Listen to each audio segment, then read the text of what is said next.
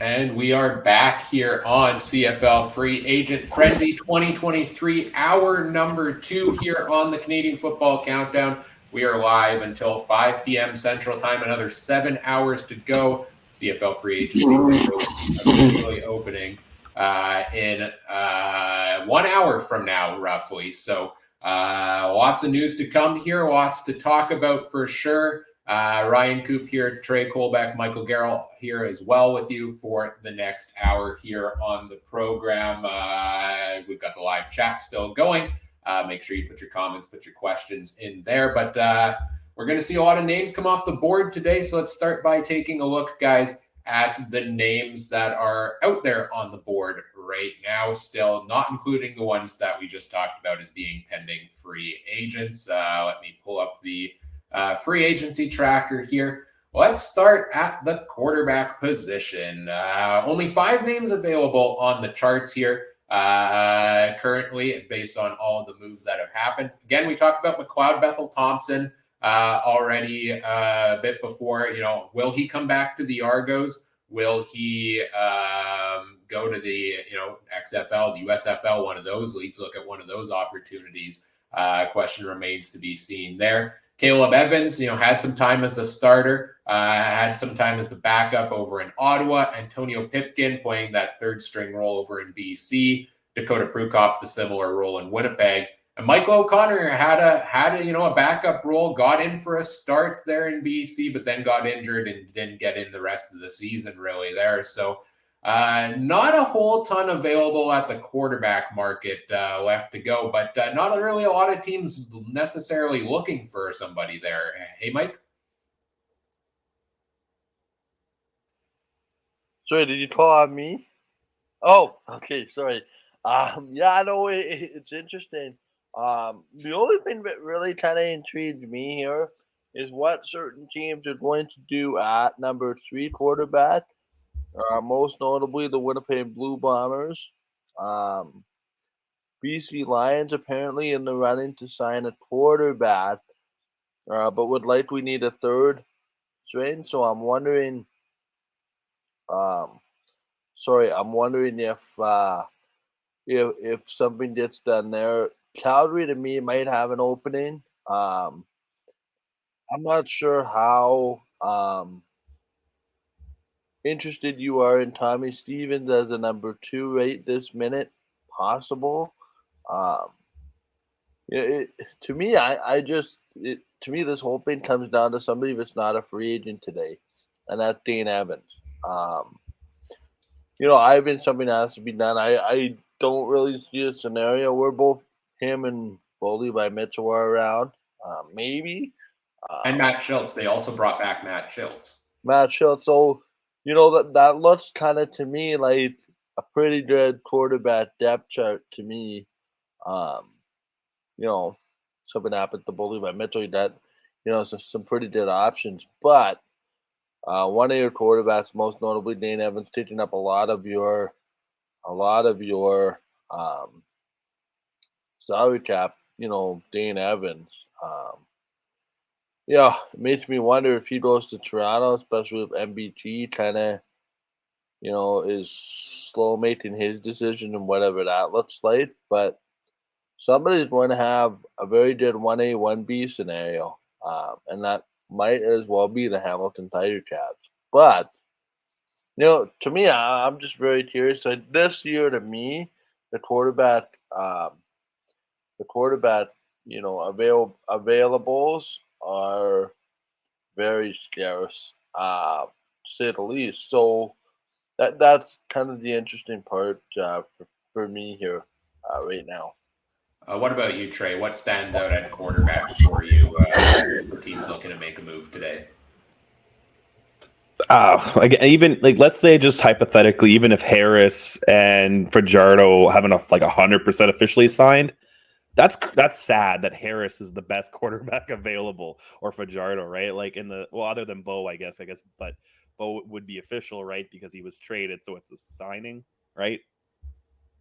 Right, yeah, he's 100% official. The other two aren't as much, but that's what I mean. It's just I'm more worried about the state of the quarterbacks in the league when right now, Bethel Thompson and Caleb Evans are probably your top two guys that are unsigned right now, and kind of like Mike was saying, it depends on backup situations and it depends on where Dane Evans goes when and if he gets traded, right? And because looking at these guys, how many of them do you think, other than Bethel Thompson, who's been the starter, but would he be the starter in Toronto? You don't know.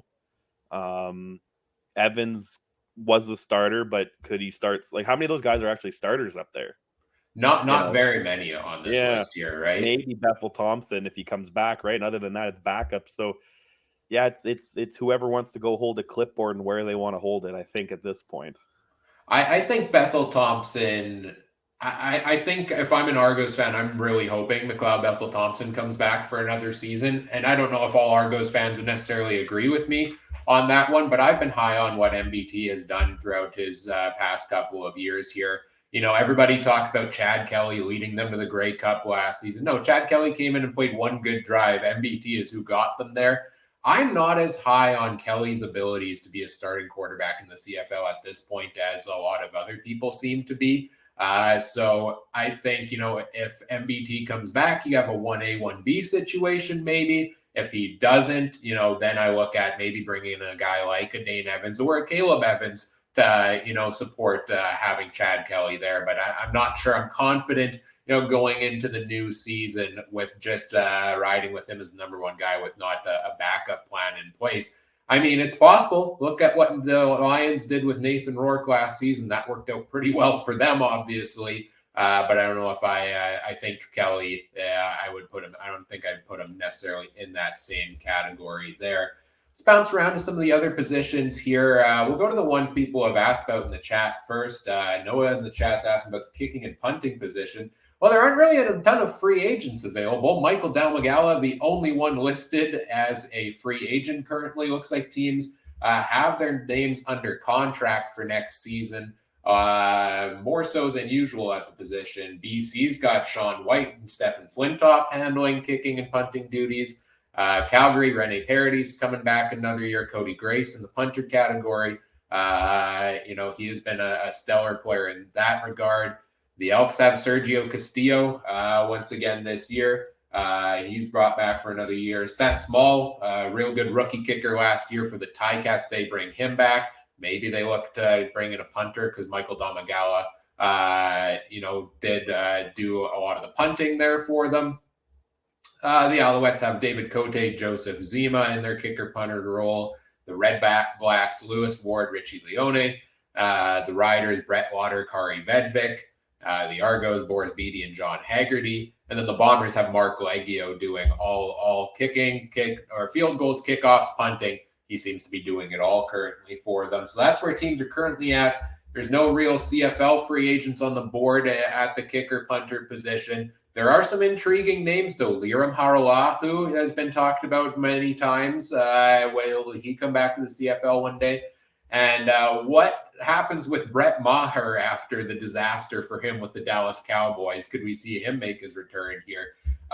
Which teams stand out to you guys at the kicker position? Is there anybody you have concerns about that you would like to see make some sort of upgrade and bring another piece in here? Trey, you're nodding your head. I was like, what team do you think I'm going to talk about that needs a better kicker?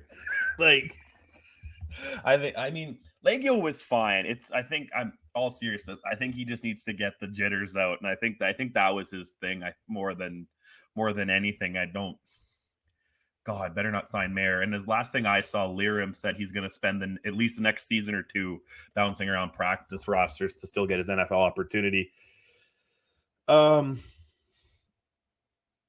Yeah, no, Leggio's the only one I would consider. He did have a good year. You can argue and debate about that last kick in the Grey Cup. Would he have made it if it wasn't blocked? Yeah, I don't know. But other than that, I think it seems like there's a lot of experienced guys. Like, Beatty's 33, Lothar's 32, the two at Ottawa are over 30s. Like, kickers, oh, geez, Hamilton's got young kickers. But other than that, kicking is one of those roles that you need a guy. The young kid doesn't do it quite often. You need that 30, 35-year-old who just knows how to nail it down the middle from 40 plus consistently, right? And that's what most teams have, I guess, except for Hamilton and Winnipeg. So that would be the only thing I would look at. But Noah's making good point. Like I said, it's a second year. First year as a starting kicker. He had the jitters. I agree with everything he's saying. Like it's going to take time. It's just as Winnipeg, we got spoiled with why is his name escaping me right now? Money Madlock, Justin Madlock. There we go. Holy, I should definitely get my Blue Bomber jersey taken away for not remembering him. But yeah, Medlock. I think we got too complacent with him. You know, the punts and kicks that he would pull off, you know, and the onside kicks that he just decided to do on his own. You know, we got spoiled with that for the last couple seasons, and now he's starting fresh. And no FM fan, I would stay away from Mayer. He can stay on Mike's Cowboys if he's still there. Mike, what do you think? Would you make if you were Jerry Jones, would you make the trade Mayer to the Blue Bombers right now? I can almost virtually assure you that Brett Maher will not be back as a member of the Dallas Cowboys. That's one thing pretty clear. As far as Mark Lidio, I'm not wanting to go there. I think he should come back. Seasons aren't defined by one kid. Yeah, he struggled toward the end. Find me a guy that can do all three and do a pretty significant job at it. Remember, this is the guy that had his first part of his rookie season sort of cut short because he lost his job to Sergio Castilla, which wound up being good because I don't think we win that Grey Cup without Castilla. The second one against Hamilton in Hamilton. You know, if people dislike Mark Lidio, well, I can tell you the Bombers had a win locked up, but he hits one off the pipe, which happens. He gets a field goal block, which is in the Grey Cup, which is a great play. It doesn't get blocked, who knows what happens. Are we having a completely different discussion here if that field goal goes through in the Grey Cup? I mean, we are. I mean, you know, just because we didn't make a kick in the Grey Cup, which, you know, we've all seen every other kicker in the CFL occasionally have, you know, a kick blocked. It happens. I think there was more of it went wrong on that game-winning field goal attempt. But again, that's it happens, and I'm with Noah. I believe that that's going to be a breakout season. You know, what doesn't kill you makes you stronger. You know, the kicking position in sports is like the starting goalie of a National Hockey League team. You know, True. Last line of defense in most cases.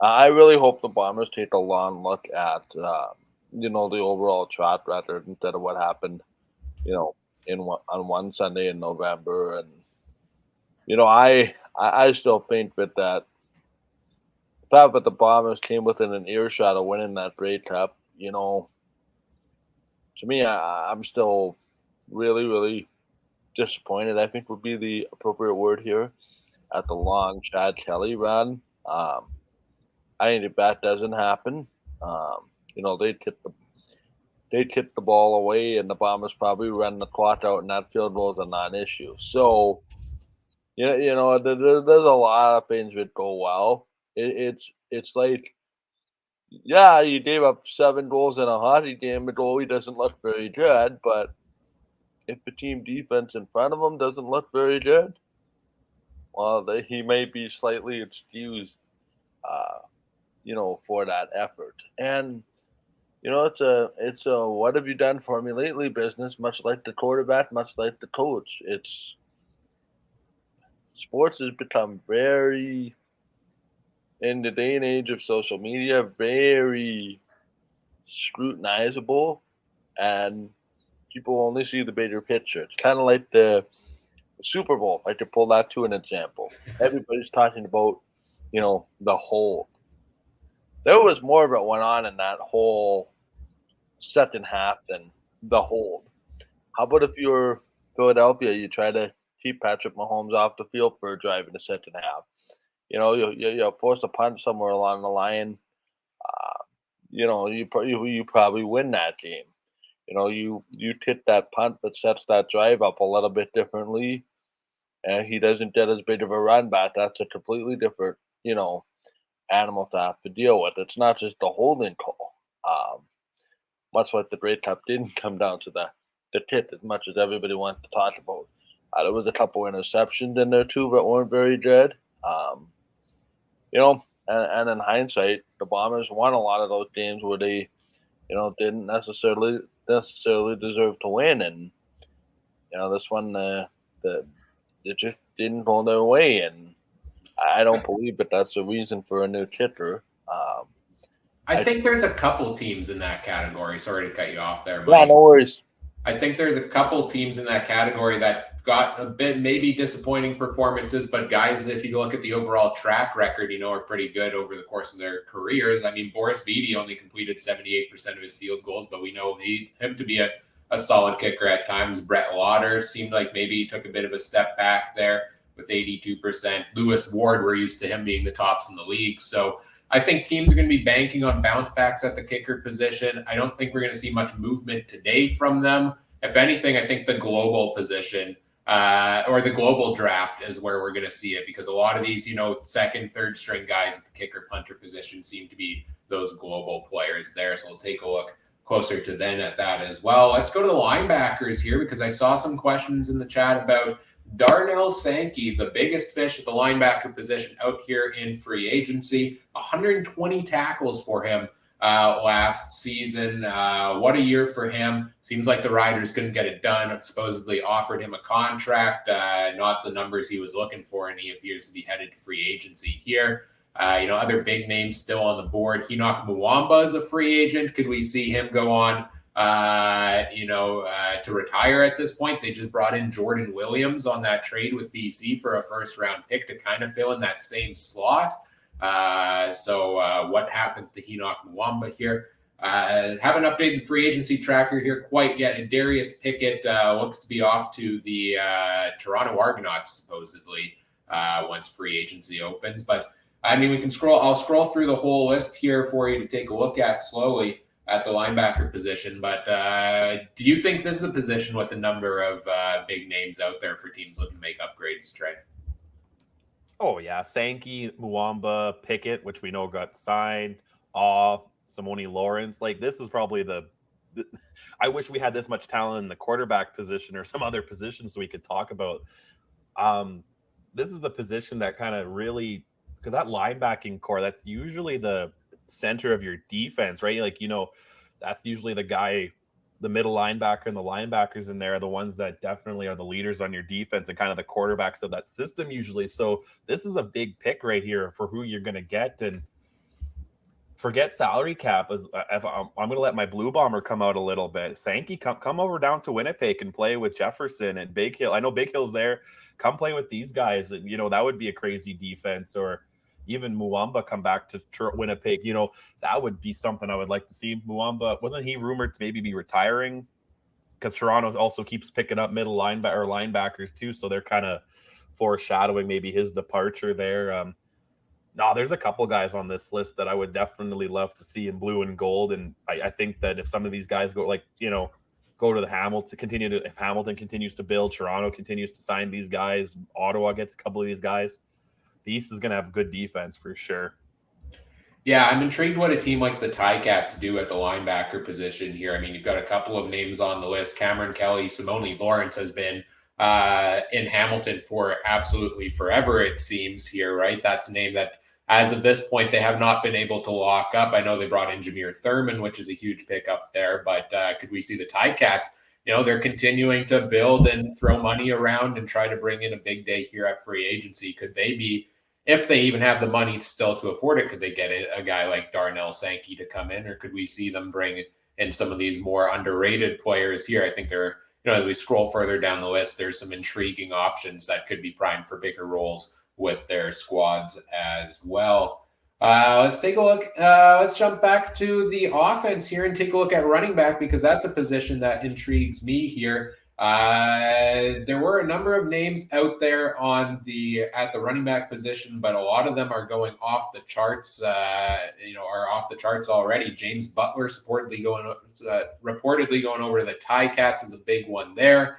The Argos bringing back their trio, as we talked about in hour number one. Pretty thin crop at running back here. If you're looking for starter quality, potentially, it's Walter Fletcher and it's William Powell. Powell's had injuries over the past couple of years. Is he still able to play at the top level? Seems like Walter Fletcher is really the cream of the crop available once noon Eastern time hits here today for teams looking to make a move. And as for teams that are could potentially be looking to make the move, I think the BC Lions are the biggest one, and I would be shocked almost if we don't see a guy like Walter Fletcher go over to BC, because David Mackey's their starting running back right now at 29 years of age, 94 yards last year. Again, more of a fullback role for him there.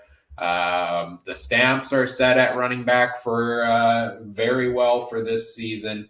The Elks, I mentioned earlier, I'm really high on what Kevin Brown did last year. I think he should get more of a role this season. The Ticats, you mentioned it, I think, early on, right? They brought James Butler in. They're bringing Sean Thomas Erlington back. Are they going to run the ball is the biggest question mark. You pay for these big pieces. You got to use them effectively. Montreal's got William Stanback, hopefully healthy for a full season this year. They also have Jeshurun Antwi, who had a solid season. The Red Blacks, potentially a team to watch here. Devontae Williams, Jackson Bennett, supposedly Wes Hills, although talk that maybe he's going to look to sign elsewhere as well. Riders, Jamal Morrow, Frankie Hickson, they're well set for this year. Argos, again, we talked about already bringing back their two big pieces, Andrew Harris, AJ Ouellette. And the Bombers, they've got their 1-2 punch of Brady Oliveira and Johnny Augustine. So really not many pieces left to put together in the puzzle at the running back position here today, is there, Trey?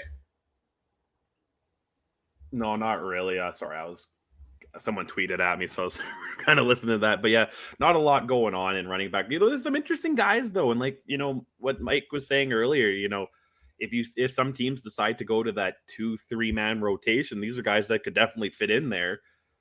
Oh wow! When I saw Akeem Hunt, I thought it was Kareem Hunt for a second. I was like, since when is he in the CFL? Thought he was just on Cleveland, but yeah, you know what I mean. Fletcher, Powell. Guys like that, you would, if you got them at a good price, would not be a bad second stringer, right? But there's no one here again that teams are probably willing to break the bank for, right? Yeah, I think a lot of those names again were taken off the board already or re-signed by their respective teams, and maybe there's some names lower on this list. Maybe there's some names brought in training camps that we see that we don't know of right now that will be the guys that we're talking about at the top of this list next year once they make a name for themselves in the CFL. What position do you want to take a look at next year, Trey? Let's look at the big boys, the big hogs on the O-line. That's always an interesting one, and that's one that can always make and break. Brendan Labatt. Another guy, if you want some veteranness, and if you just want to piss Adam off and take away a guy like that from the Riders O-line, I think that would be a good one. Let's see here. Because it was their Couture going to BC. I like that one for them. I don't know if he ever played with Suk Chung, but, 2 ex-Bombers now being in BC, and I like that. I like that dynamic. Adam in the live chat. What do you think about the O-line? The Bombers re-signed pretty much 99% of theirs. Saskatchewan's a team that needs to definitely look at something. What do you think Saskatchewan's going to go for a full line if you were O'Day? Yeah, it's a position I think they really need to focus on, obviously. They gave up by far the most sacks in the CFL last season, and you can bring Trevor Harrison, you can bring Jake Winicky in and say, yeah, that's going to improve the offense a little bit there, but that's not going to if Trevor Harris ends up on the floor, and I think he's even less of a mobile quarterback than Cody Fajardo was to escape some of those sacks. So I think this is, if any position, the Riders need to focus on the offensive line slot here. There's some big names available on the list. There's a lot of Canadians here at the top of the chart that have been around for quite some time in the CFL.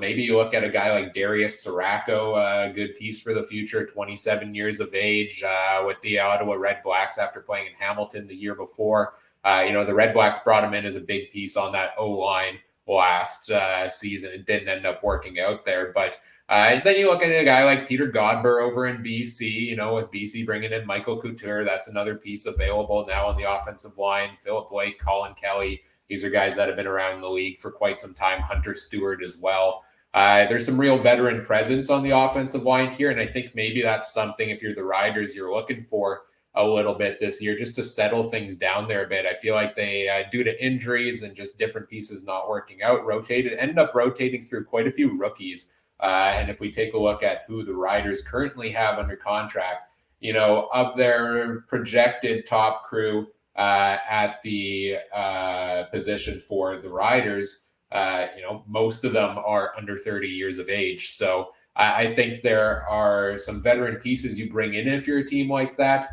You'll notice a lot of the names on this free agent list at the offensive line position, former Saskatchewan Roughriders, because they will be moving on from them. So I think they're a team to watch at the position. I think, Edmonton is a team to potentially watch at the position if they can afford it still. They ended up spending a lot of money on wide receiver. You got to be able to protect Taylor Cornelius to find those guys there as well. And Hamilton, we've seen them make a move already with Joel Figueroa. Seems like they're pretty good on the offensive line. I mean, Brandon Revenberg, one of the top in the league. Chris Van Zyl, if he's healthy, one of the top in the league. That's going to help Levi Mitchell stay upright and find his guys there as well. So I expect tinkering a little bit between different teams around the CFL, but most notably, I would say the Saskatchewan Roughriders and the Edmonton Elks are teams I would see wanting to make an upgrade at the position this season. Let's stick in the trenches here and go over to the other side to the defensive line next and take a look at who is available there. Sean Lemon, the biggest piece on the list, he just tweeted a bit ago that it was something like lemonade for sale starting at noon Eastern or something like that, because looks like he'll be headed to the free agent department here. A guy that's bounced around many different teams, has almost completed the Kevin Glenn special, and seems to be out there on the list again. A number of big names here. A lot of veteran players here as well. Anybody standing out to you on the D line as a guy, a team who needs some extra pressure on the quarterback might want to bring in? They're older, but again, I'm wondering if Bo Levi can recruit his ex-teammate Sean Lemon to come down to Steeltown again. Maybe even Charleston Hughes. Like, again, those veteran guys that could complement a team like that. It's all price too. And again, depends on how much Hamilton wants to go over the luxury tax salary cap, right? Like, it's kind of things like that. Other than that, I think, again, the real thing that stands out to me is when you look at all these free agents, you see a lot of teams, but you don't see Winnipeg very much, right? There's one guy on this list from Winnipeg. That's what stands out to me is they re-sign everybody. You know what I mean? They're not going to and then they still have free agents. That's kind of the crazy part too. Other than that, I don't know. Who do you stands out to you? Like, some of these names, like a lot of these names, they're not like jumping out at me, like they're probably good pickups, but again, there's not many of those guys that you're willing to give, a 2 or 3 year fully guaranteed contract to, right? To any of these guys. So like they're either older or they're kind of still young and trying to make a name for themselves. Yeah, and that's definitely the case. I mean, you look at some of the younger options. Thomas Costigan played 18 games last year. He's the youngest one who's made an impact on the list. He was with Montreal Alouettes most recently. I think may have gotten traded there. I think every team kind of has a different thing they're looking at the position, at every position, really. Some teams are looking for more of a veteran presence. Some are looking for those pieces to build for the future. Like a team like the Bombers, if they can get them in on a cheap deal, may look at some of those younger pieces for when a Willie Jefferson, a Jackson Jeffcoat, is done playing. A team that, has some young pieces may look to, or wants to make a run at it this year, may look to bring in some of those veteran players as well. Charleston Hughes, Sean Lemon, definitely at the top of the list there. But the thing I find intriguing is like you can see the pieces and things moving around where teams don't, you can see why some of these guys are free agents. You look at like Julian Hauser from the Ticats being a free agent, and Micah Johnson, who ended up is already going to be going back to Saskatchewan. And you can see they've already been replaced reportedly by Casey Sales coming in to Hamilton, by Jagarrett Davis being a reported signing there. So you see the rotation of these guys out, teams that have already managed to fill the holes and bring in some pretty significant pieces. It doesn't mean that, a guy like Hauser is, on the decline or anything. No, I think he's still one of the top options available on the defensive line here for a team that wants to make an upgrade there. So number of big names to look at on the defensive line position. Any team in particular that jumps out as a team looking to make a move on the D line that you would like to see get a little bit more pressure on the quarterback this season? That's kind of, let me think about it. I want Hamilton to be a little better. Hamilton's like team that just always traditionally you think of having a tough defense, right? And I just don't think they were up to the Oskee Wee Wee standard last year. So I want them to do something. It doesn't need to be the D line necessarily, but just something on defense. Maybe even Toronto. I know they ended up beating, Winnipeg obviously in November, but I don't know if you would say it was because of the defense. It felt more like the Bombers just didn't show up as good that day as they had for the previous 5 months. But, I think I really want the Ontario teams to really kick it up a little bit this year. And well, of course, I do want Montreal to. We'll just see if that's going to happen or not. But for sure, the three Ontario teams, and Ottawa too, those teams look like they're going out and actually putting some things together. So it would be nice to see if they get a little bit more strong on the D. Yeah, Montreal making a move to they released defensive lineman Mike Moore, who was one of their biggest pieces last season. So he could be an addition for somebody looking to add a piece there yet today. You'd have to think if they're doing that, they're looking to bring in one of these guys on the defensive line here. I think Ottawa, Lorenzo Malden's the big piece. They brought back Michael Wakefield, Cleon Lang. Those are notables there. Could they try to improve the defense a little bit there in Ottawa? Those are the kinds of teams I'm looking at along the defensive line today. Just catching up on a couple of reported news items here that FM Fan has been kind enough to put in the YouTube chat for us. Farhan Lalji reporting that the Ticats will look to make offensive lineman Joel Figueroa the highest paid in the league at close to $195K. So it seems to be a constant battle between these teams we just 2 weeks ago on the podcast talked about Drew Desjardins being the number one piece on the offensive line at about 155,000, I think it was. Now it looks to be it's Joel Figueroa that the Ticats have topped that here, which kind of leads to Mason's question in the chat. Who's the biggest spender today? As we're going through these positions, let's stop down. Who do you think overall is likely to throw out the most money on the opening day of free agency? Seems like the Ticats have the inside track based on all the deals we've talked about. But is there anybody else you expect to be particularly active across the board today, Trey? For Adam's sake, I hope Saskatchewan is. Because right now I'd put them kind of treading water in the West against the other four teams. Same with Montreal. I feel like Montreal, they've been a little behind. We haven't heard much from them because of everything going on. So hopefully with whatever's going on that the people in place now can still make a splash today like that. I hope they don't get that far behind. So Montreal in the East and I guess Saskatchewan in the West.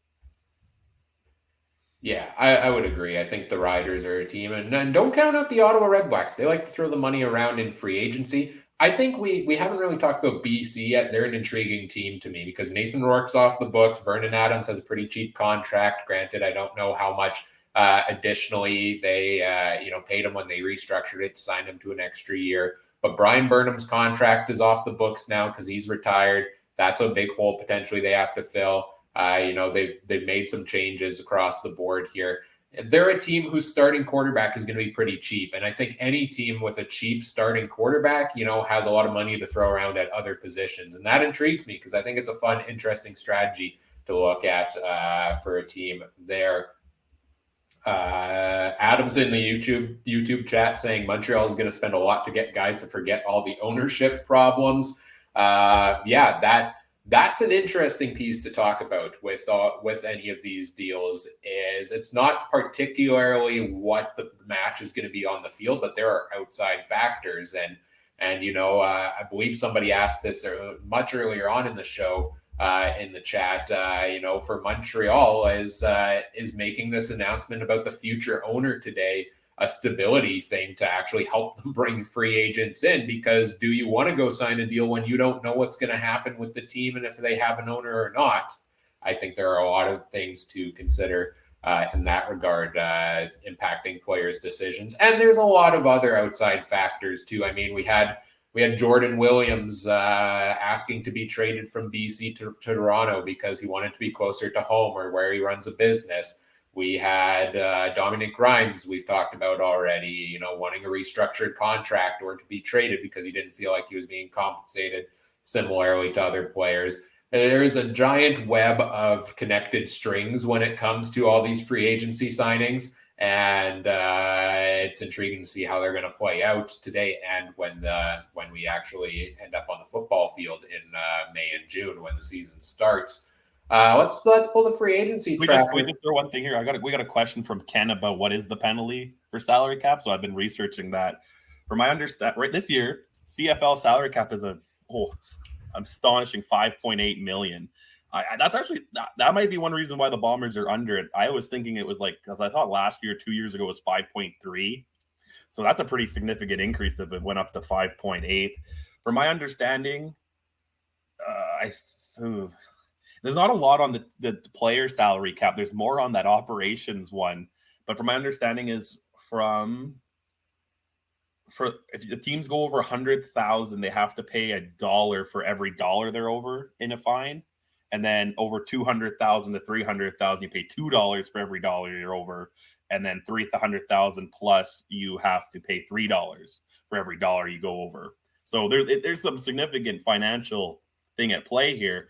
But then you look at a team like Winnipeg, who's had a home playoff game for the last few years, sellouts, seems to be doing a lot. They might be able to afford that, right? Because that's what I'm finding. I could be getting it confused with the operations one, but in a report from 2010, the Bombers got fined for being over the salary cap that year. So, it seems something that happens a lot. It's this classic CFL where it doesn't make news as much as you would hear it about your Tampa Bay Lightning and stuff playing with the salary cap. Hey, it's effective. It works. Well, it's like the whole circumventing taxes. There's loopholes for a reason. Is it really illegal if the loophole's in place? No. Is it greasy? Yeah, but it's in the rules, right? So.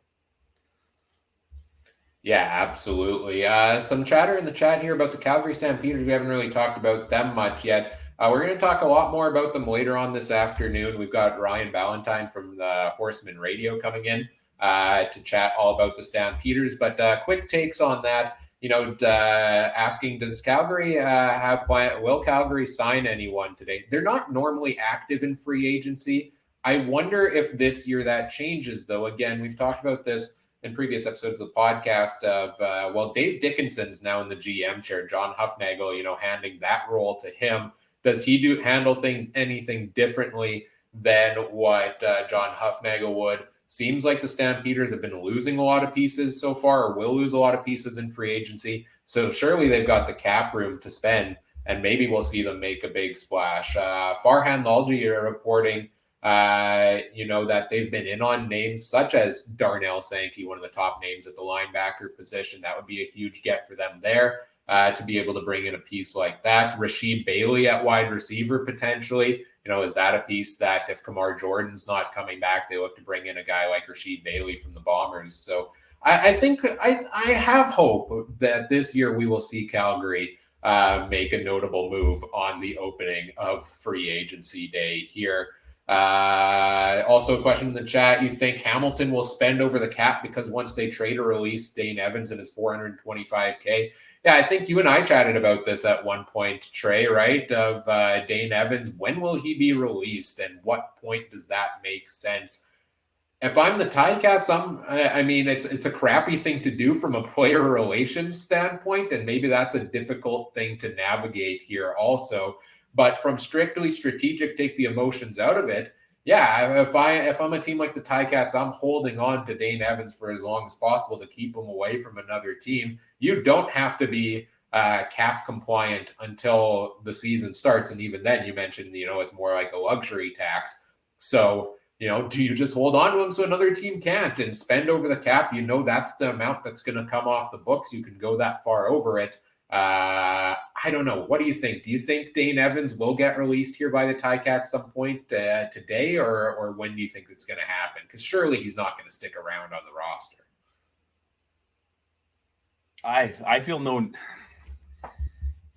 I don't know. From the business aspect, I guess if I'm Hamilton, maybe you hang on to him until the salary cap comes into effect, right? And which doesn't come until training camp or regular season, right? So keep him till then. But from just the normal, would you not hate that if your job, you're like, oh, there's two people doing your job and you're not going to do your job, but you have to come sit. You can't go work anywhere else, because we're not going to let you out of that. It's. But where would he go? That's the thing. Because again, I think he's going to be sitting in either a backup or that 1A, 1B kind of position. And our team's going to want to trade for that. Probably not. Right. I agree with what Scott's saying in the chat. I think he should go to Montreal, but does Montreal really want to give up a couple draft picks, for a guy that's ultimately going to be probably released if no one touches him, right? Because this isn't Bo Levi where you're willing to give up the first rounder to just be able to negotiate with him for an extra month. He is a decent quarterback, but I don't know. And then it's like a game of chicken, right? It's like, we want to bring him in, but we don't want to give the Ticats anything for him because they're going to release him. And the Ticats are like, well, we're not going to release him because we want you to give us some assets for him. So something's going to have to give eventually here. But the Ticats seem to be the team with all the power in that regard.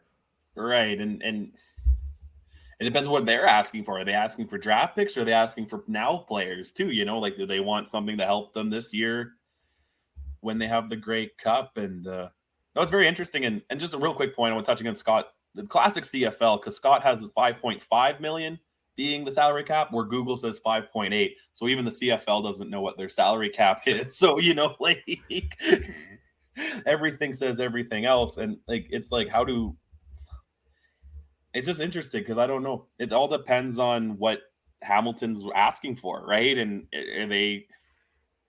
it's kind of sucks because in football, the players don't seem to have the power. We just witnessed the NBA trade deadline and guys are going cross country because they just say, oh, I'm not playing anymore. Guys in this league, Dane Evans has no power in this situation unless he says, well, if you don't trade me now, I'm just going to go to the XFL or USFL and I'm an invaluable asset to you, which I don't know. And does he want to be a backup? He was already kind of a backup to Mazzoli. So does he even want to go to a team where he's going to be that 1B guy? I don't know. It's a real big mess. And I thought he was going to be the one going to Montreal because I thought Fajardo wouldn't touch that with a 10-foot stick, but Fajardo did. So now it makes things even more interesting. Yeah. Where did Ballsy have Fajardo going? That's the real question. Did he have it right this time or? Maybe. We'll see.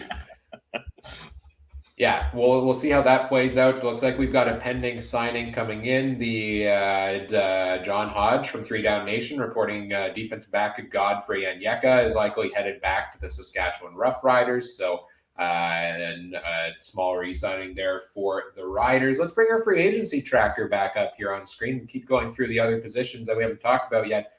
I think this is the most intriguing position to watch of them all, is the wide receiver, because it's the spot where there are so many big names out there still on the list. I mean, the heavy hitters for the most part are off the board. Eugene Lewis looking to go to Edmonton, Tim White being back in Hamilton,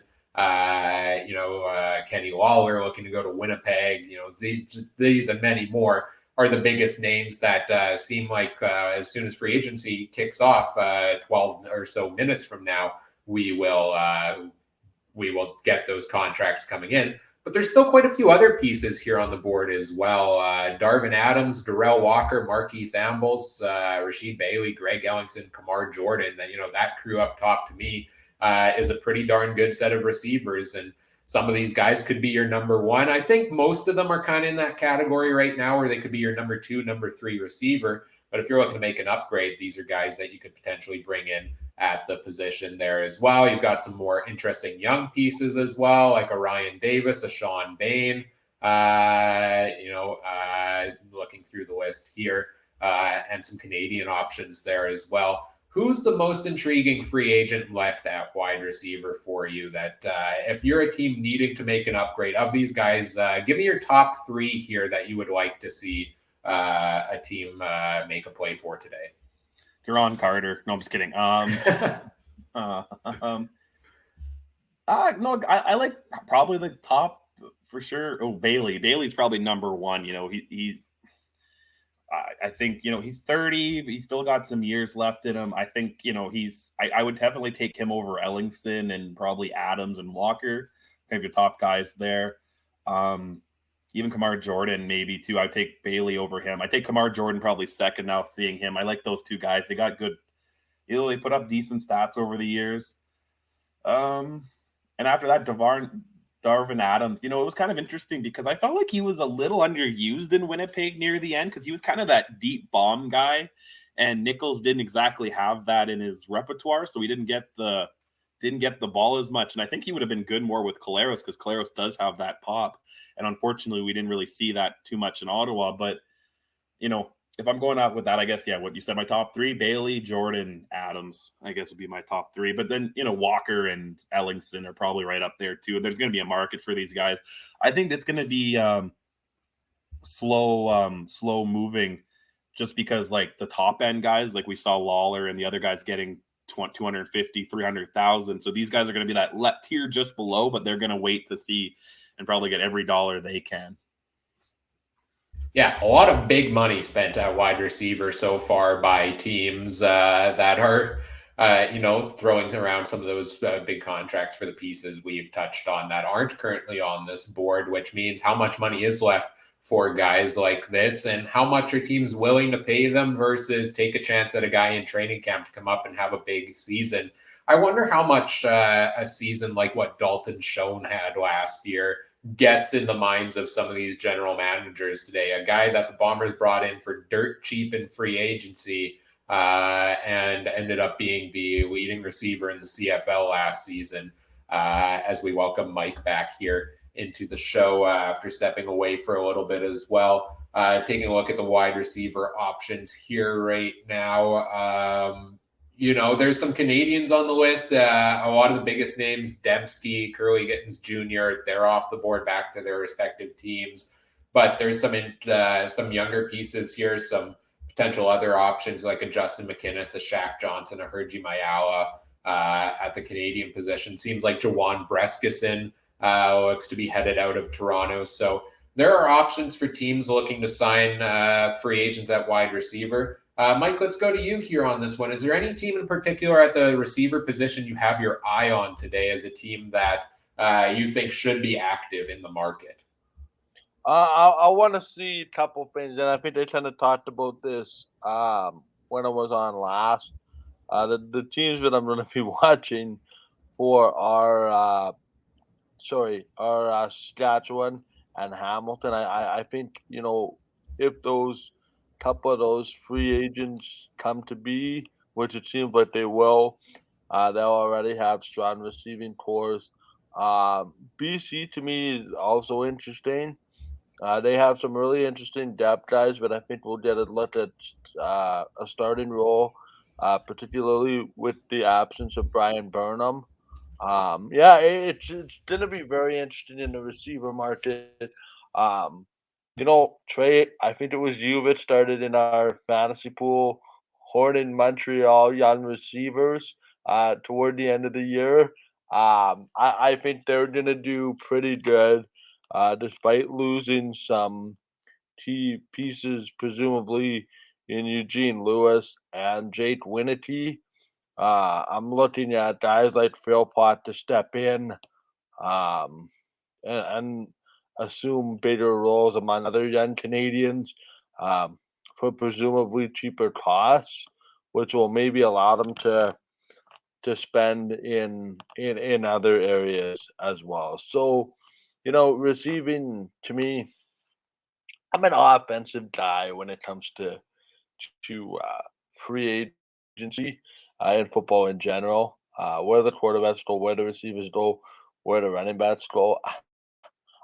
I can't get excited for whatever reason where the defensive guy goes. Maybe because I watch football for the offense and not necessarily the defense. But I really like it the ownership situation in Montreal throws a wrench into this whole type of scenario. But I do like the young Canadians that they occupy there, and with the presumptive signing of Cody Fajardo, I like that too. But I do think it's going to be a little bit to kind of get your head around with chemistry wise. But we saw some spurts of that young receiving group in Montreal starting to do good things last year, and I want to see if it continues. Trey, you've got some breaking news here for I us. do. So we got someone, kind of a friend of the show, has pledged his allegiance officially to a CFL football team. I'm getting word. Our buddy Brandon Sanders, the college fantasy guy, which we should get him back on this year because he was right on show and he had some good intakes on some of those NCAA guys that come up here. I'm doing it all, man. I'm doing the podcast, I'm betting on horse racing, and I'm getting breaking news for you guys. He told me I can report this. It's going to be better accuracy than some people from Saskatchewan have on reporting news. He's pledged his allegiance. He's coming on down to Winnipeg, he said, because of his boy Dalton Schoen that he told us about this time last, or whenever he was on, early summer. So we got a new Bomber fan as a friend of this show, and he said, quote, poor Adam has another Bomber fan he has to deal with. Wow, breaking news here. I love it. Yes, Brandon, a big supporter of this show. Shout out to him. Thanks for tuning in, and welcome to the CFL bandwagon. Welcome to the Winnipeg bandwagon here as well. Let's take a quick look at another position here before we move on and take a quick break before free agency opens here shortly. We've talked about wide receiver. Yeah, Montreal, I agree, is a team that I think needs to make some moves after losing Eugene Lewis and Jake Winnity. That's probably the team I have my eye on most here. Let us look at where haven't we looked here yet? I don't think we've looked at the linebacker position. No, we have, because we talked about Darnell Sankey. We've talked about the defensive line. I think it's just defensive back and long snapper. So free agency window kicks off in a couple of minutes. Let's get through looking at all of these remaining positions. Then we'll take our quick 2-minute break, get set up, come back and start talking about some of the signings as they roll in. So let's talk linebacker or defensive backs here. Available out on the free agent list. There are a number of guys available on this list as well. I've had an intriguing time trying to figure out what to sort the free agent tracker for, because what are you looking for most from a defensive back? Are you looking for a guy that makes a lot of tackles, but does that mean, that teams are picking on him? You're obviously looking for interceptions, but those are, lower numbers generally. They don't really get involved in the sack category. So I've sorted it by interceptions to take a look here. Big names available on the board here. I think a couple from the Ticats, Jamal Roll, Deontay Evans. Those can be top tier defensive backs. Abdul Kanay, Shaq Richardson, Brandon Dozier. I mean, the names go on here. If you're looking for good Canadian options, Nick Taylor from the Bombers, Mike Edom over from Saskatchewan, Eli Buka from the Calgary Stampeders. Those are big names that I think are available and teams could be making a play for today.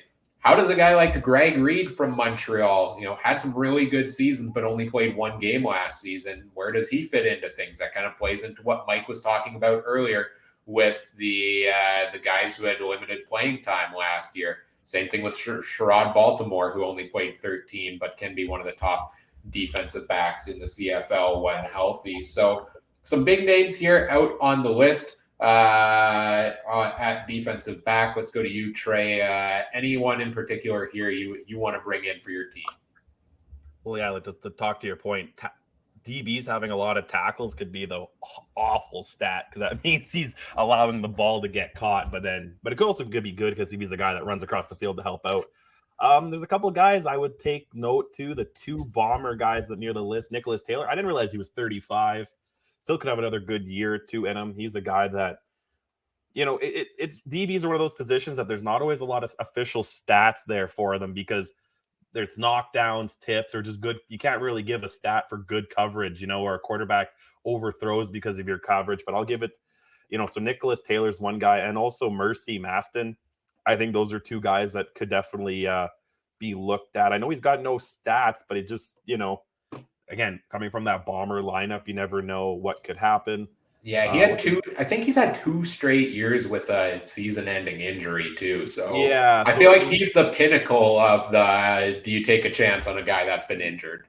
Right. You got to look at that. But then I'd also say that some of those younger guys, maybe Mike Jones and Blaise Brown, DB, the kind of weird position where you need the experience, but you also need a guy who's young and quick and agile because you have to keep up with those receivers, right? A lot of people don't realize DBs. People always think DBs are just receivers that can't catch. You know what I mean? So they put them on defense.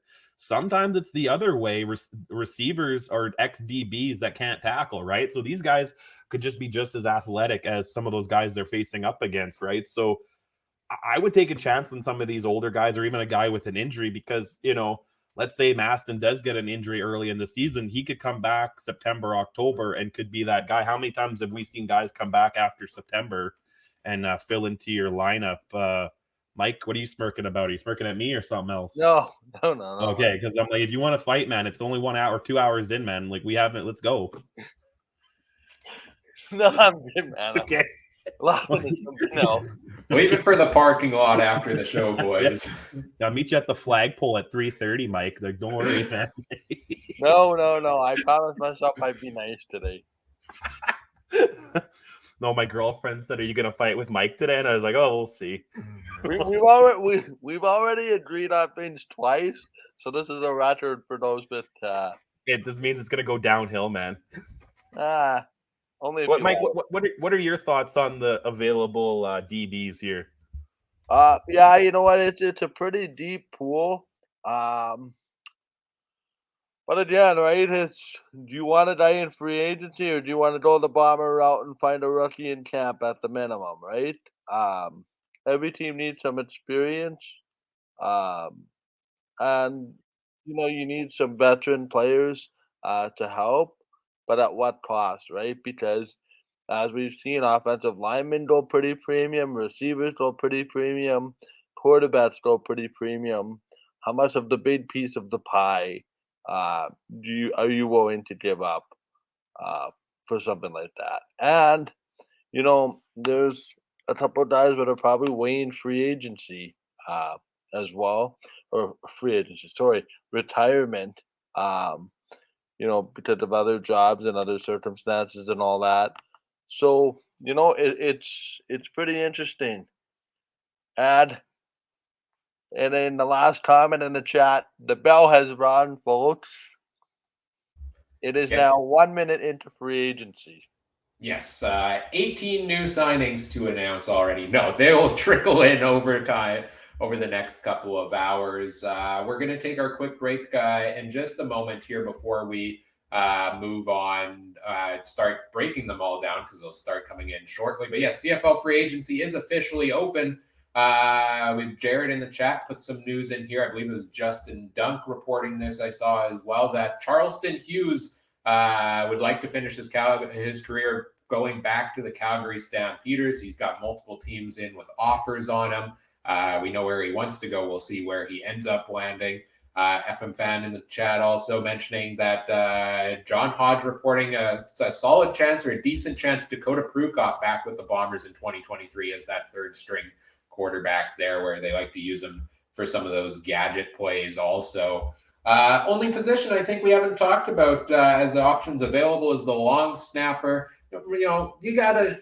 What better way to kick off the official free agency window than giving some love to the long snappers, right? They don't get enough love for the job that they do. There's two guys here on the free agent list. I'll run through them quickly for you. You got Tanner Dahl, Louis Philippe Barassa from BC and Ottawa as the only two free agents. And you've got three teams looking to add a free agent at the long snapper position.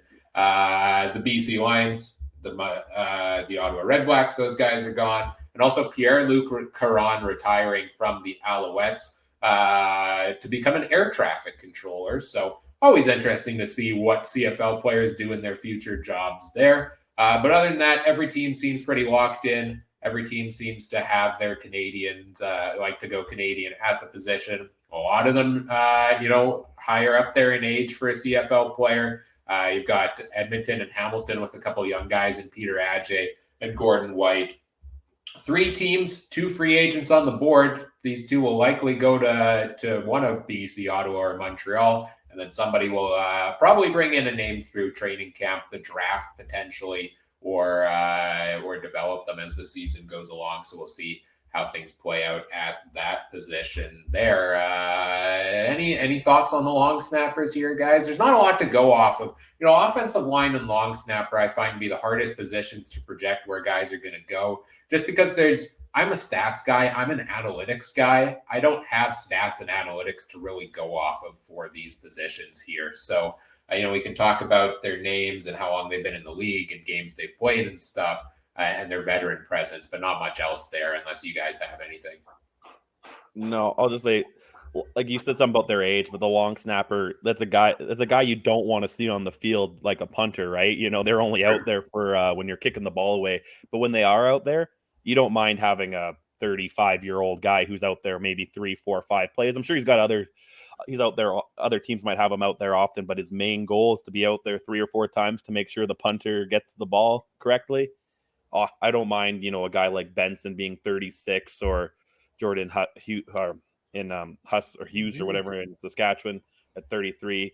Same with Crawford, 36. You want that. And these young guys, good to see. Get the young guys in the league. And, it's a position that if it wasn't for long snappers, these guys might be doing their 9-to-5 job, right? So I'd like to see it. Mike? Well, it's interesting because I think, now that I'm thinking about this more logically, and we've actually had a discussion on this one a little bit, the value of having a good long snapper goes a long way. Because quite honestly, if you fumble a couple long snaps, well, that's not good field position wise. As a unit, you need to work well for your punter to have success. I'm surprised it doesn't get a lot of play for most important position on the field now. But I think about it, even bringing those field goals back, right? Because one little misstep in timing, things don't necessarily work out for the kickers. So, as much as we talked about, Mark Ligio's struggles, I think when a field goal kicker doesn't do well, as much as it's on the kicker because the kicker gets the limelight, it's a letdown kind of on the whole unit, and more particularly, long snapper, holder, kicker kind of need to go as a tandem. We can make a point too. The long snapper has like protection rules that get on them, just like the quarterback and kicker does, right? Because he has his head down. Not many positions have that. We see guys getting clocked, and it's like, oh well, you're a runner, so now you're free. But the long snapper gets protected, and the quarterback gets protected, right? So yep, yeah. So it's very interesting now. A very underrated position as well. Well, we've taken a look at all the positions and all the guys available on the free agent market. We'll keep updating and taking a look at the board throughout the day here. Again, the CFL free agency window is officially open. The news will start to come in shortly. Over the next hour, we're going to take a look at all of the signings as become official. We'll also start taking more of a deep dive into the things the teams have done, specifically planning over the next hour or so to take a look at the BC Lions, the Toronto Argonauts, the Hamilton Tiger Cats, and the Ottawa Redblacks as we have guests coming in to talk about some of the other teams throughout the afternoon. So we're going to take a quick 5-minute break to reset some technical things here. The stream will keep going. You'll see the We'll Be Right Back screen. You'll get some music playing on a loop here as well. And we'll be back in about 5 minutes here on CFL Free Agent Frenzy 2023. The fun is officially beginning, folks, and we'll be here live throughout the rest of the day until 5 p.m. Central Time. Back in a couple of minutes. Stay tuned. See you then.